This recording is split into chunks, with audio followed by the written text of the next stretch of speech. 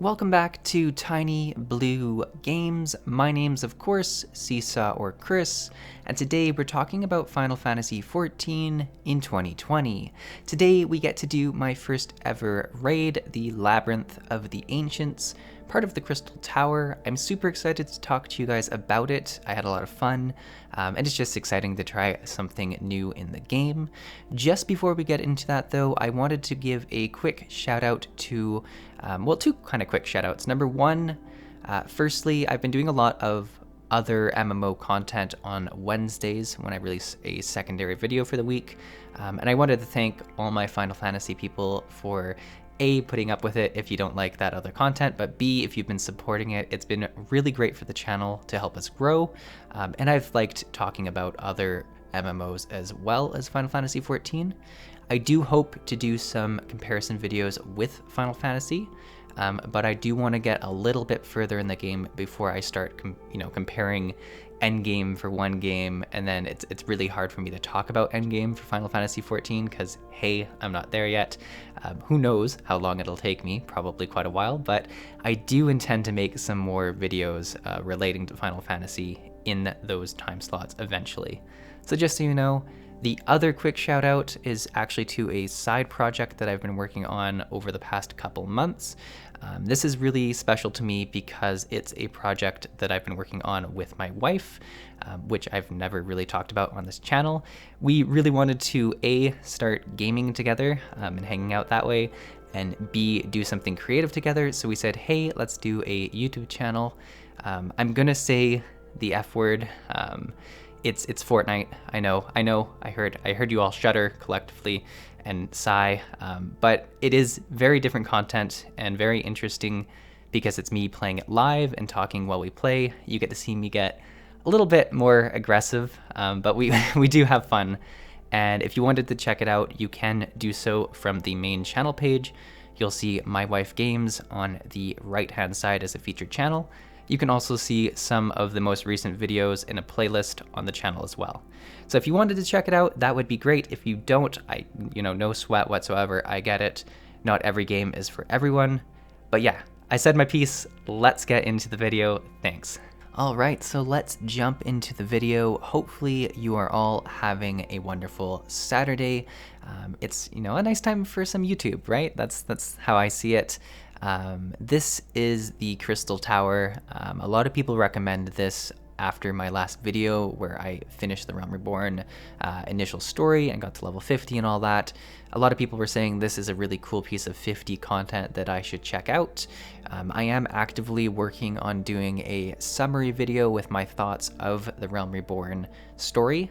I'm hoping that'll be there for next week on Saturday, but no promises, as I do want to, take my time and really think about what I thought of each part. Maybe I'm amping up the video too much, I don't know, but I do hope to do that in the next couple weeks, so it should be ready for you. But this seemed like a really good place to start for my after Realm Reborn story content. So we'll do this raid. I hear it has ties to some of the story as I progress as well, which is kind of exciting, and I think it's really nice to have that background knowledge.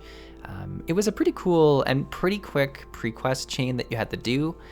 It was really fun because you're kind of walking around, and even more so than before, people think you're a pretty badass player because you helped so much in the last dungeon, the last fights. A lot of people are like, very impressed to even be talking with you. So you kind of get a big head when you're going around after doing that, which is nice. I like to be pumped up in my fictional worlds, which is pretty fun. But yeah, so we do the pre-quests.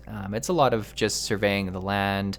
We go and get these crystal fragments, and then we have to refine them with some dust.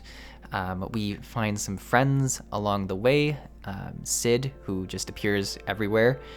He's become, such a main character actually, and I knew he was going to be pretty important to the game, but he's just become extremely important in the last, I'd say few months that I've been playing. I've seen him everywhere, and I'm interested, is he still a significant portion, a significant part of the game at the newest content?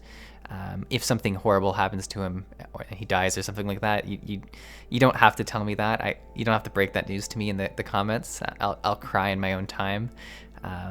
But yeah, so I'm interested to see where his story continues, because he has all these links to sort of the past, and it's very interesting to learn that way, which I think is fine.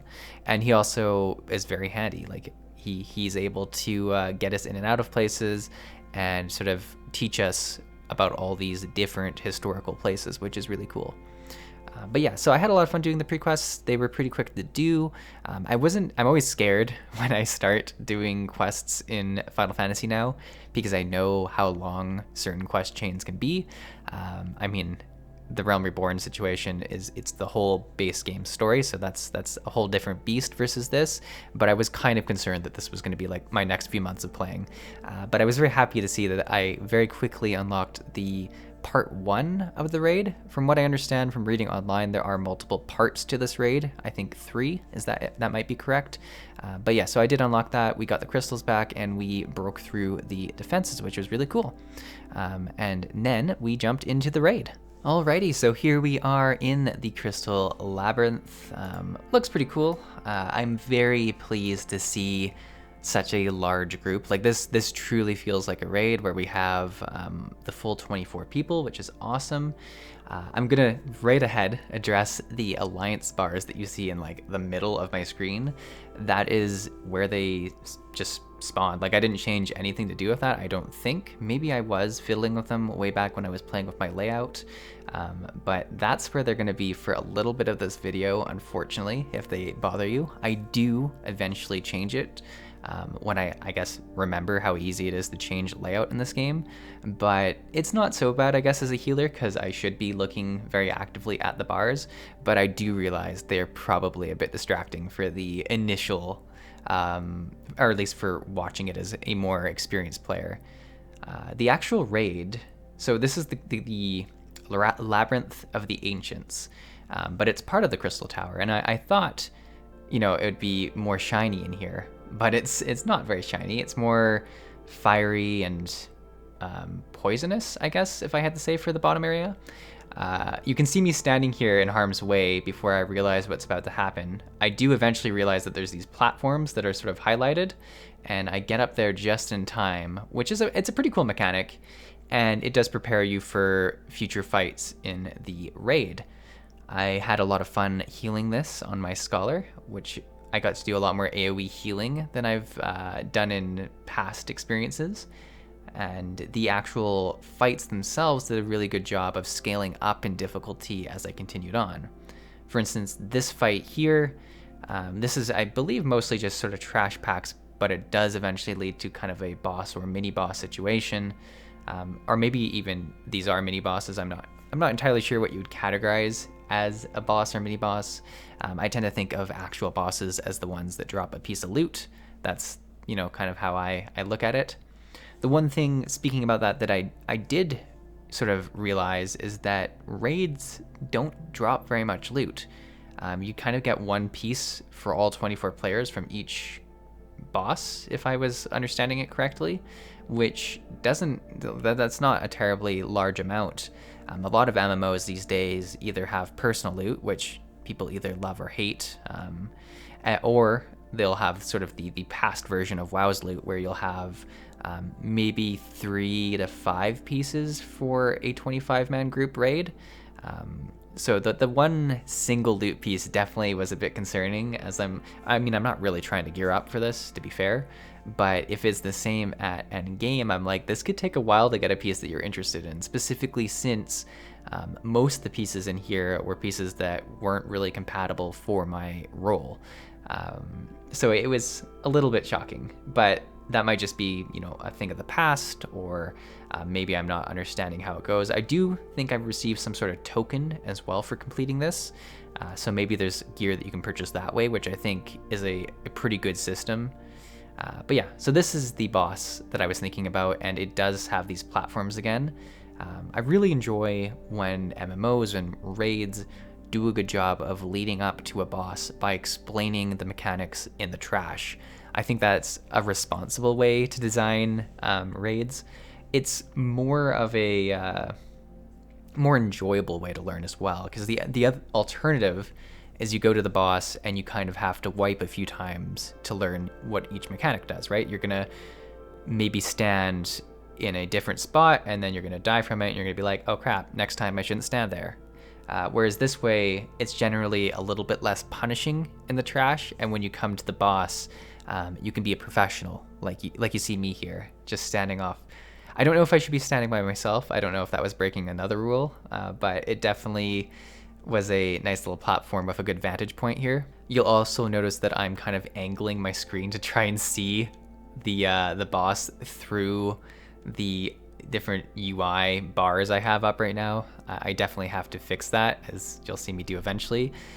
But for the time being, it was functional, and like all content that I've done around level 50, people were just rushing through it, which is fair because I assume most of these people are either trying to level or trying to just get an achievement done or something like that. And if I was in that case, I'd be trying to clear the content as quick as possible as well. But it definitely, it's hard to find a moment to stop and switch your UI, right? Like to switch the layout of your screen, especially as a healer. You don't want to be the healer that doesn't show up and then all of a sudden everyone's dead, which we'll get to in a second. Don't you worry. Chris makes more mistakes in this content as he does every first run. But yeah, so we got our one piece of loot. I wasn't sure if there was like more loot here, but now that I'm looking at it, there's an A, B, and C. So maybe each group of 8 of us gets one piece of loot. That's something I'm just noticing kind of on the watch, watching this over, which I should talk about as well. I think a really good thing that this YouTube channel is making me do is watching my own play, like watching myself do these encounters and watching myself interact with the game. It's really helping me understand things that I should have done differently and helping me look out for things when I come to new content. But yeah, certainly that I just noticed. I was like, there's 3 chests here and each one is listed with a different alliance letter, which becomes more of a thing, and we'll talk about that even very quickly here, where we have these 3 platforms. There's a B here, and when I was playing it, I didn't think much of the B. I was like, okay, there's a B. But midway through the fight, I do think, I start going towards the C area, but then I just accept the teleport anyways, and it takes me over to the A side. So I kind of mess up things, and I'm standing on the platform, which I believe is linked to the B platform. Like you can see kind of the glow effects there, and I believe that allows us to do either more damage or allows us to do some damage to the boss, whereas if not enough people were on here, maybe we wouldn't be able to damage the boss. But I'm definitely thinking to myself, oh no, platform C is going to have a lot of issues since they're missing a healer. And as things continue, we start to notice that that is in fact true, that some of the platforms are unbalanced. At the moment, platform B is having a lot of issues because they might not have everyone there. So it's definitely one of those situations where you wanted everyone to be split up in a right way, because our platform had no issues. Because I think a lot of people went here when they got teleported in. I suspect that's the situation we landed in. Maybe the game distributes teleports evenly. I'm not entirely sure how that would work. But definitely, you can notice there's a lot of issues happening on some of the other platforms. And you feel kind of hopeless, or helpless? You're not able to help the other people. Which is unfortunate. You kind of have to just watch them die if they're going to die. And we actually do stick it out in the end, and people do get through it, but you can see that the one side there is having a tremendous amount of difficulty with a couple deaths, and we're really just able to pull it off in the end. But hey, they do. And there we go. So we do complete it in the end, and we unlock the staircase. What this raid does really well is it gives a sense of grandeur. Like the place is just huge. It looks really cool. There's a lot of really nice visuals. Like this is what I was kind of hoping a raid in this game would look like, and they've really delivered on that point, which I think is really nice. The other nice thing is, unlike the previous 2 dungeons I did, there isn't cutscenes that are interrupting you all the time. There's pretty much just walking into the bosses. You do get sort of a cutscene near the end where kind of part of the room transforms, which is cool. I mean, the whole story here, from what I gather, is that once again, me and a bunch of misfits have been sent ahead to kind of clear out the fences of this place, and then we meet up with our regular group of people. Sid, I forgot the other two. I think one of them's Briggs, and the other one's a cute little guy with glasses, and a very sexy new bowman person who was mysteriously talking to us throughout the prequests. Maybe I should have talked more about that, but they're kind of our group of friends that we're working on this project with, and they come and meet us at the end once we've cleared everything out, which I still find kind of weird how games do that. And it's not just Final Fantasy XIV, don't get me wrong. A lot of the times quest givers will be like these super distinguished, epic fighters or whatever, and they'll be like, hey, go kill this awesome boss for me, and I'll come accept some of the reward at the end with you. Like, it's such a weird way of conquering things. Like, you'd think your best fighters would be fighting alongside you, but it takes away a little bit from the player experience of NPCs are playing. Like, I do get that side of it in terms of actual functionality. What I do like is all the cutscenes here did show the group of everyone, and it definitely feels more like a group project versus the last two dungeons felt more like we were the main character the whole time. So it's nice that they can distinguish between the two of them. Now, I also suspect that this raid, and at least the second parts of it, came out a bit afterwards. So we've now traveled to the second sort of section, I guess, of the raid. There's an actual divide where you do load in, which is interesting. I mean, it's just how immense this place is, and it's definitely now kind of the fire theme, I would say, where we have lava everywhere. We have a 3-boss fight here, which is really cool, and I'd say this section gets a lot more difficult. Like, I notice a lot of AoE damage. I sort of burn through a lot of my MP, and I'm just trying to keep the group up as best I can. So it definitely put a lot more strain on me, and even the next fights after this get ramped up a bit more. I'm not entirely sure if I'm just supposed to be focused on my own alliance or if I'm supposed to be healing any alliance that's in danger. I don't really know what the recommendations are for healers in that regards. As it stands, I was trying to heal kind of every alliance I could, but maybe it would have been better if I just focused on my own group and then I wasn't moving around too much. Certainly in situations where I was stacked with my own group, I would heal them, which when there was stacking, that tended to be the case. But there's definitely, I'd say, other groups that were having more difficulties. I'm also not sure, is it 6 healers or is it 5 healers that came in? Because if it's 6 and we had 2 each, that would work pretty well, but I actually don't remember now. But yeah, so anyways, I was a little bit confused by that. If there is some general recommendations you would give, I'd love to hear those in the comments. I know it's probably more of a raid-by-raid basis instead of just a blanket information you can give for all raids, and it might be something completely different at the current endgame versus this kind of older raid, but I found it a little bit confusing that way. So what I did enjoy a lot about this raid is that there was very minimal trash. It was kind of boss after boss after boss. And as someone who's experienced raids in a lot of different games, I really do appreciate that.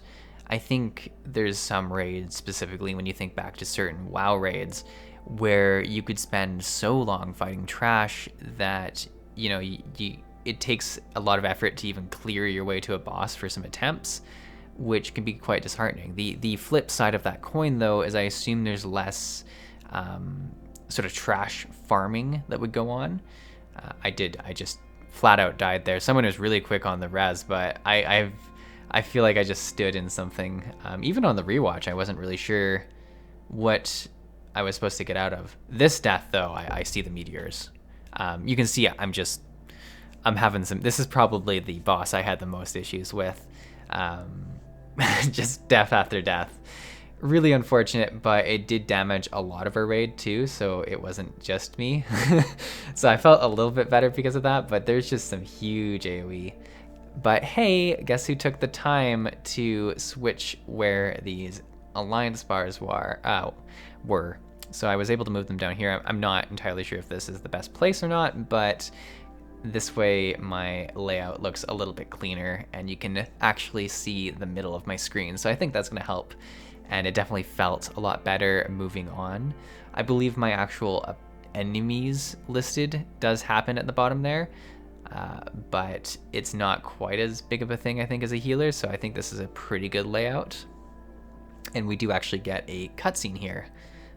I mentioned there wasn't too many of them, but this is kind of the second to last boss that's going to give us the cutscene and show us sort of the tomb that was going around the crystal breaking, and it sort of sinks in really interestingly into the ground there, which is pretty cool and opens up our passage to the final boss, which ultimately this is a pretty quick raid. I know, once again, I'm with a group of people that are just rushing through it as quick as they can, so it's not exactly what you might have experienced when it was first released. I'm sure it was probably a lot harder, but in terms of a new player just experiencing a raid, it's a pretty nice, breezy piece of content to give you a taste of what a raid might look like in Final Fantasy, and I do appreciate that as well. All right, so here we are at the last boss.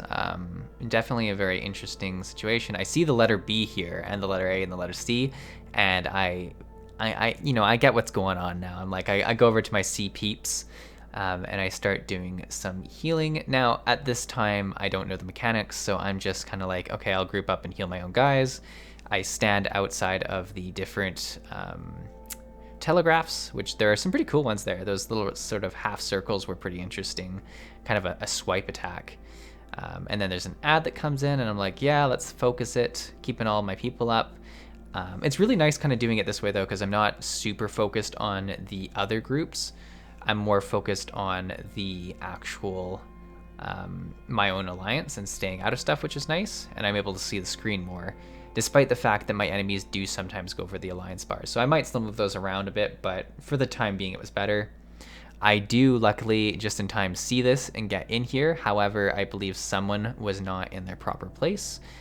I assume that it's if, not everyone's in it, everyone dies. So there is a complete raid wipe mechanic, which is pretty cool. It's a pretty generous timer too, so it's nothing too crazy. But now I definitely understand why we were split into our groups, and understand that, hey, when he starts casting this, I need to go, which is fair enough. I really enjoyed this fight, actually, and I think, in a setting where the fight lasts a bit longer and is a bit more challenging, based on your gear level and everyone's experience with it, it would have been a really cool final boss to the raid, because it has that high pressure, everyone needs to get their mechanic, which probably has sort of a situation where DPS are trying to just push out the last little bit of DPS and then slip into the safe spot just in time, which I think is always such a cool part of a fight as a DPS, specifically like on any kind of ranged class that has a jump back. You might be able to do some shots real quick and then jump back into it and pull off some super cool moves. But yeah, no, I'm just your typical healer that's like, all right, gonna go into circle right away. You can even see here, I know that I need to get there, so I'm standing like as close to it with still being in range to everyone as possible. It also helps for this telegraph too, where I'm able to see it coming and move pretty well in advance. I played it safe. That's what you could say for a lot of my raiding experience. I typically play it safe when I can. I talk about all these cool moves and stuff like that, but I'm rarely good enough to pull them off. I see the ad come in and I'm like, all right, it's almost time for us to stack up. These telegraphs are going to come out one more time. It looks like we're burning him a lot quicker this time too. I think people got woken up a bit when we actually wiped on this. I can see it being one of those situations where people are like, no one ever wipes on this. How did we wipe? But yeah. This one goes really well. Everyone's obviously stacking where they need to be, and a ad spawns on each of the platforms. I assume kind of a race to kill it down so you can get back to the boss, but we just destroyed it. It feels so epic with the 24 people, and you're so small, and the boss is so big. Like they definitely have the look of a raid down, and it feels real good. Now, I didn't love those green telegraphs, because I'm hesitant when people make telegraphs that you shouldn't stand in green.